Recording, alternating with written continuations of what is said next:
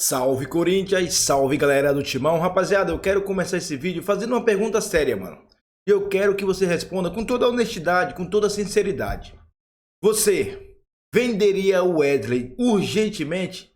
17, 18 milhões, entrega, leva no aeroporto? Comente aí, eu quero saber a sua opinião. Porque eu venderia, mano. Eu venderia, tá passando o tempo e a gente tá vendo que o Wesley tem muitas deficiências, muitas mesmo. Mano, não só foi nesse jogo não.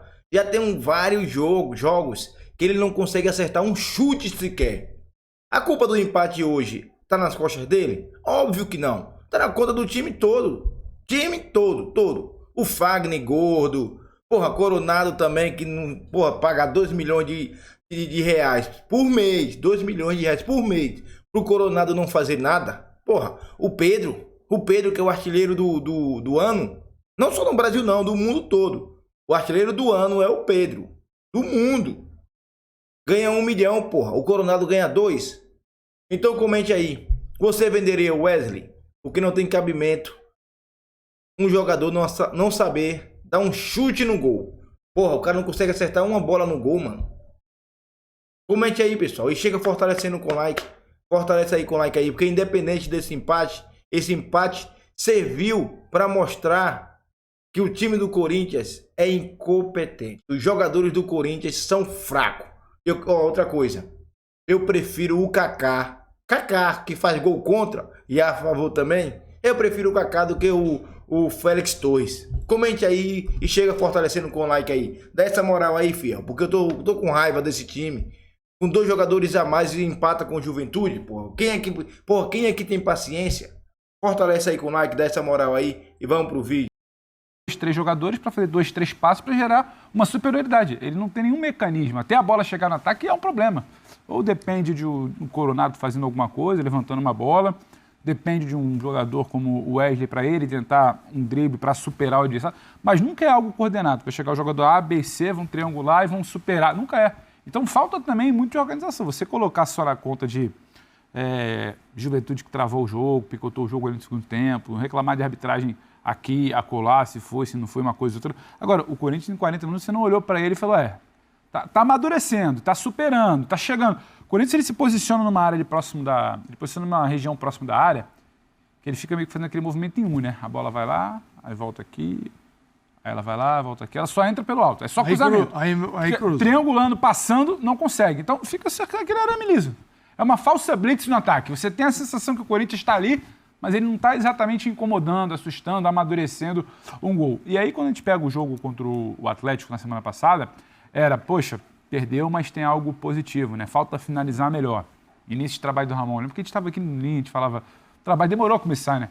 Aí vai para o meio de semana contra o Grêmio, poxa, mas quando o Grêmio teve situação também de homem a menos, o Corinthians tentou, mas início de trabalho, falta melhorar, falta finalizar, mas o Corinthians foi digno, segurou. Você foi tentando enxergar pontos positivos. Hoje não, hoje você não podia empatar como você empatou, contra quem você empatou, no confronto direto, a competição que era, dentro de casa.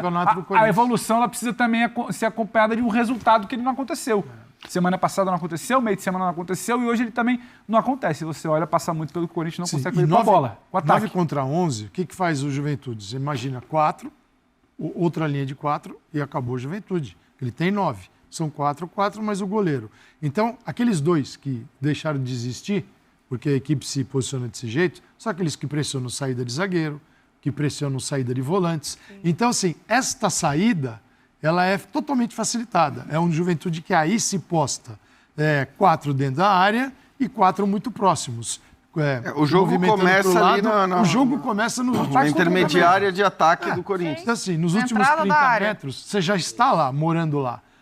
Então, como circular a bola, né? Fazer ela transitar de modo a iludir teu adversário, criar uma profundidade para um time que está muito baixo, o adversário, encontrar um atacante. Então, o Corinthians tem muita dificuldade nisso. Mas geralmente se fica por conta do talento, né, Geraldo? Se vira aí. Garro, se vira aí. Jogou Coronado. Um drible, é uma finalização, é uma jogada. Nunca é algo pensado e trabalhado. É por isso que não dá para concordar com o Ramon, que eu acho que faz um bom trabalho. O time entregou desempenho nas 2 últimas partidas, não entregou resultado.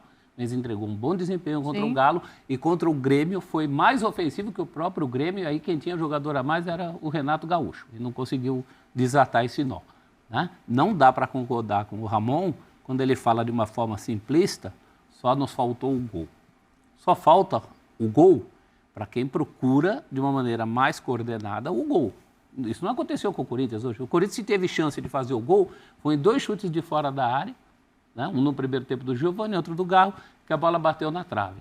Fora isso, era o arame liso que o Pedro Ivo falou. Sim. E essa questão dos resultados, se você olhar o Corinthians em casa, o Corinthians só perdeu um jogo em casa para o Botafogo. Mas quantos empatou? Muitos empates. Nessa proporção de 3-1, é muito pesado. Para a classificação, para o momento, é muito pesado. Eu diria que hoje foi um empate imperdoável.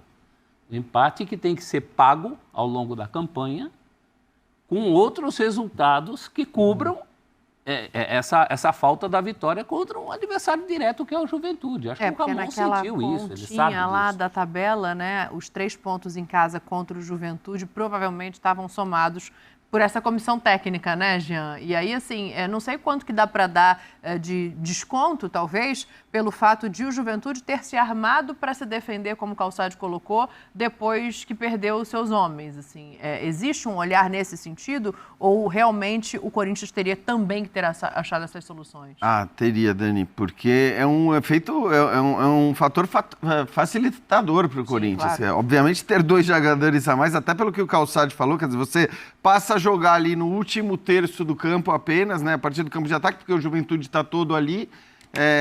Você tem jogadores de qualidade para jogar contra time dessa maneira, porque o Garro tem qualidade de passe, o Coronado tem qualidade de passe, o Wesley... Coloca o Bidon. Coloca o Bidon. O Wesley e o Giovani são jogadores, e a gente falava isso depois do jogo contra o Grêmio. Olha aí como eles entraram bem e tudo mais. São caras com característica de quebrar linha, só que assim, foram todos muito mal. Aí eu não sei o quanto também o momento, né, o peso, e aí principalmente para os jovens jogadores. O Wesley foi muito mal, né?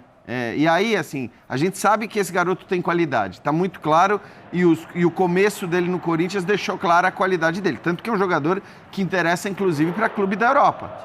Hoje ele foi muito mal, assim, tomando decisões erradas o tempo todo, errando lances importantes, e aí você acaba, de repente, queimando um jogador com essa qualidade, com essa categoria, por conta das decisões. Então, eu acho que, assim, concordo com o Calçade em relação, talvez, à falta de atacantes do Corinthians, mas hoje nem poderia ser a justificativa, porque você está pegando um Juventude com 2 jogadores a menos durante o segundo tempo inteiro, praticamente, sabe? Eu acho que faltou... A gente viu o Corinthians, o Pedro Raul dando chute de fora da área, quando você tem 2 jogadores... Cara, e não foi só no último, já tinha acontecido antes, aí acho que nem foi o Pedro Raul, mas assim, se você tem 2 jogadores a mais, é isso, não cruza e nem chuta de fora da área.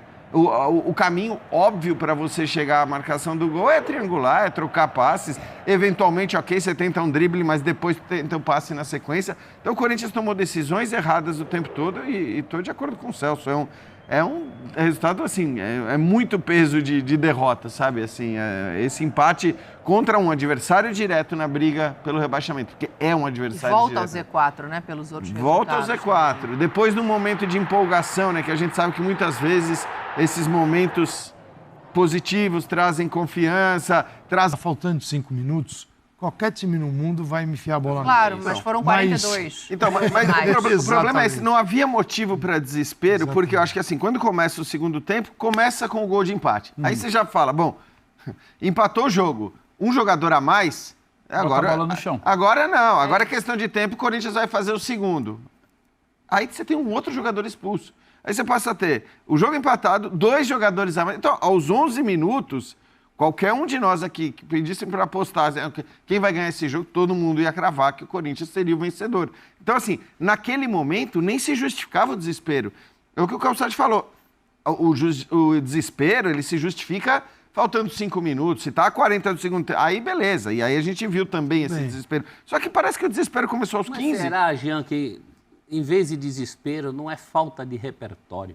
Não é um Isso, time que se isso. desespera porque está É ciente uma ansiedade de que por não saber da tem dificuldade ali. repertório. Falta repertório. O Não tem Ramon, o tudo bem, caminho. tá chegando agora, Não mas, tem caminho, mas sim. faltam caminhos.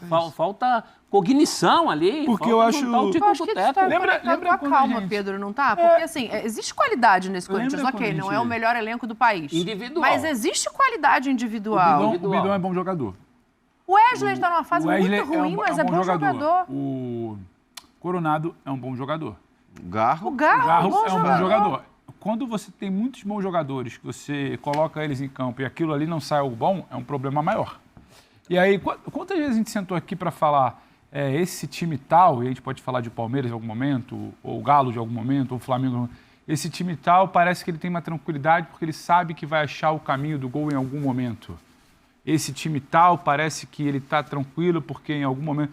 O Corinthians acho que é um pouco disso que o Celso toca. É o contrário. A gente precisa talvez entender um pouco o que está se passando no macro para olhar e entender esse desespero.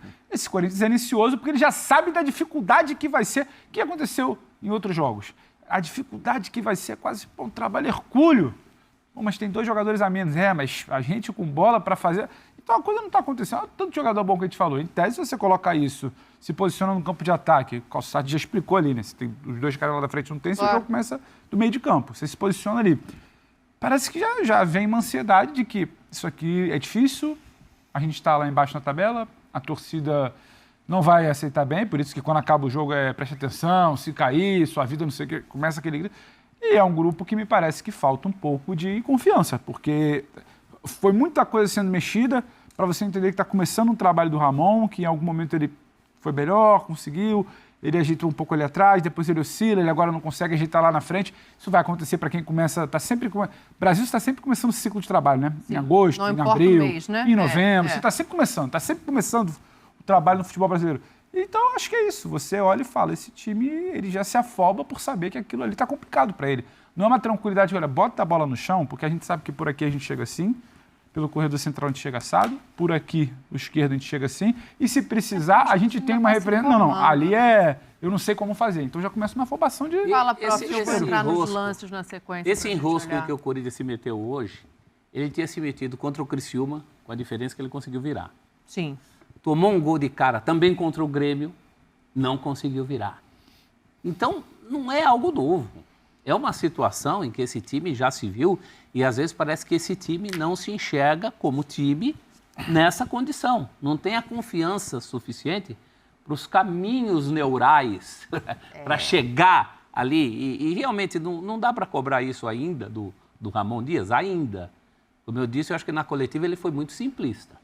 Essa história de que o que falta para ele nós é o gol... Ele falou em alguns momentos da coletiva também, naquele trecho, né, tá mais simplificado, mas ele falou que o time criou, mas que os jogadores precisam definir melhor, não com essas palavras, mas algo nesse Mas sentido. eu não acho que criou. Também não. Eu acho que deu é 2 que sabe chutes de que fora da área na foi- trave. ele- Ele se gerou baseia no emoção. número de finalizações. Foram 34 34. finalizações. Mas Aí uma chance, você de vai fato. ver. Nível. Exato. Porque São chances pequenas. é o falso volume, né, Jean? O que o torcedor mais falou no jogo foi o tempo todo. O Ramon estreou no dia 16 de julho, tem 20 dias de trabalho, 6 partidas. pouco. Então significa o seguinte: quem jogou 6 jogos Seis em jogos, 20 cara. dias, falar em trabalho do Ramon Dias também a gente precisa ter muito cuidado.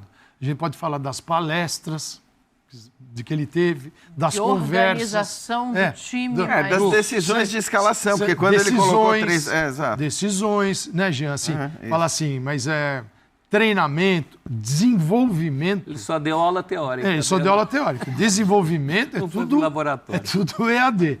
Né? Não tem ali, na prática é zero. Então eu entendo também um pouco o lado é que ele tem a ausência de jogadores, qualidade, e ao mesmo tempo ele não consegue desenvolver o pouco que já existe.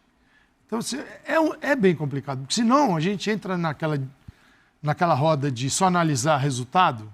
Sim. E aí você olha e fala assim, pô, mas o cara deve ter, nesses 20 dias, não deve ter tido nenhum dia de folga. Isso também é um negócio... Claro que não. Mas assim, você tem 6 jogos. 6 dias, os 6 dias anteriores a cada jogo, você não força, é um treino mais leve. Nos 6 dias, você dedica aos jogos. E mais 6 dias é o pós-jogo. que você não tem grandes treinamentos, está recuperando. Dão 18 dias de 20. Pô, já teve 2 dias inteiros de trabalho e vocês estão Ele só reclamando. teve a primeira semana ali. Ele teve 2 dias Depois pra- um intervalinho ali antes do jogo com 2 dias. Que foi esse cara contra o não Bahia. fez, né? Só. Agora, Ele tem teve uma a outra semaninha estupenda, coisa- Fez um depois bom jogo. um joguinho Tem uma contra outra o- coisa que eu acho que aumenta o peso, a gente já vai analisar os lances, vou colocar aqui as expulsões, mas tem uma outra coisa que talvez aumente o peso dessa derrota. Em determinados momentos a gente falou de organização, o fato de o adversário na Copa do Brasil hoje ter vencido o seu jogo poupando os jogadores, o Grêmio venceu o Furacão por 2-0 com um time alternativo, se a gente não quiser chamar de reserva, aumenta o peso das escolhas do Ramon para o dia de hoje, Jean. O time titular sabe que não pode olhar para a parte de cima, tem que fugir do rebaixamento e ainda assim não consegue os 3 pontos. Tudo bem, quer dizer, mas aí a gente olha muito para o resultado para dizer, bom, você escalou os seus melhores ou o que você tinha de melhor Sim. e não conseguiu, mas eu acho que a escolha foi correta. Aliás, para mim a escolha foi correta, tanto em relação a colocar os titulares, porque é isso, nenhum jogo é fácil para o Corinthians hoje. E é óbvio que o brasileiro tem que ser prioridade. Exatamente. Essa maluquice da Copa do Brasil virar um campeonato na cabeça de muita gente mais importante. Não é para quem é campeão e, obviamente, não é mais ainda se você considerar a chance de rebaixamento de um clube desse tamanho. Então, é óbvio que o brasileiro tem que ser prioridade. Para mim, ele acerta ao escalar o time principal e acerta, inclusive, nas escolhas que faz. Quando ele tira um dos volantes para colocar o Coronado olhando para o que ele precisava fazer para esse jogo. Quando ele coloca os dois garotos... Pedro Raul depois, né? Você acha que é o Hugo que sai, não é? Para entrar o Pedro Raul. Isso, depois ele faz as mudanças. Mas digo, a escalação primeira, né? Quer dizer, com os dois, que a gente inclusive tinha elogiado pelo final do jogo contra o Grêmio, pela segunda parte do jogo contra o Grêmio. Eram escolhas até meio que óbvias, a partir do momento que ele não tinha o Romero e não tinha o Yuri aberto. Então...